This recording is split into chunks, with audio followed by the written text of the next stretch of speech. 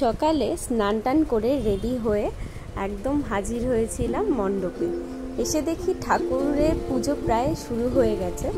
আর এই যে আমাদের গোপু সোনা গনু দাদার পাশে বসে পুজো দেখছে। আর পুজো মোটামুটি সম্পূর্ণ হওয়ার পর আমরা সবাই মিলে ঘরে এসেছিলাম একটু রেস্ট করতে। আর তারপরে দুপুরে প্রসাদ দেওয়া হয়েছিল। আর প্রসাদে ছিল খিচুড়ি, আর তারপরে দেওয়া হয়েছিল ভাত, সয়াবিনের তরকারি, ডাল, ভাজা।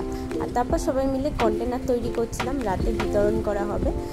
আর রাতের বেলা শাড়ি পরে একদম সেজে গুজে চলে গেছিলাম মণ্ডপে। বাপরে বাপ, গিয়ে দেখি কত লোকের সমাগম এখানে। সবাই একে একে করে আসছে, আর একদিকে আমাদের ভোগ বিতরণের কাজ চলছে। তো এখানে তো লম্বা লাইন পড়ে গেছে। দেখে আমি ভাবলাম যে আমি কেন ওরকম দেখবো, আমি একটু হাতে হাত লাগাই।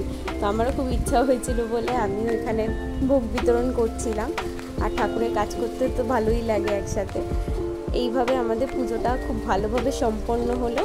আর রাতে পুজোর ভোগে দেওয়া হয়েছিল পোলাও, আলুর দম, পনির, সেটাই খাওয়া দাওয়া করলাম। আর এইভাবে আমাদের গণেশ পুজোটা সম্পন্ন হলো। আসছে বছর আবার হবে।